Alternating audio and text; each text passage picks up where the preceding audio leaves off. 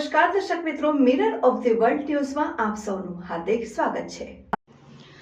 સને 2024માં બાપુ પોલીસ સ્ટેશનમાં નોંધાયેલ અપહરણના ગુનામાં છેલ્લા 13 માસથી નાસ્તો ફરતો આરોપી તથા ગુનાની ભોગ બનનારને શોધી કાઢતી વડોદરા શહેર anti human trafficking unit team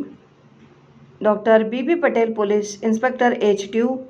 Vadodara શહેરનાઓના તાબાના માણસોને આ અંગે જરૂરી સૂચના અને માર્ગદર્શન પૂરું પાડી નાસ્તા ફરતા આરોપીઓને અને ભોગ બનનારને શોધી કાઢી કાયદેસરની કાર્યવાહી કરવા માટે સૂચના કરેલ હોય,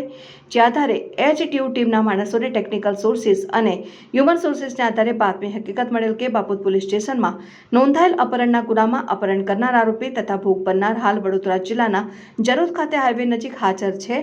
વગેરે મુજબની હકીકત બાતમી મળેલ, જેથી ટીમના માણસો સદર જગ્યાએ જઈ અપહરણ કરનાર આરોપી ચિંતન કુમાર ઉર્ફે ચિંટુ મફતભાઈ રબારી, રહેઠાણ સોનપુર નગર પેરેડાઇઝ કોમ્પ્લેક્સની બાજુમાં વાઘોડિયા રોડ, વડોદરા શહેર તથા ભોગ બનનાર બાળકી ઉંમર વર્ષ 15 વર્ષ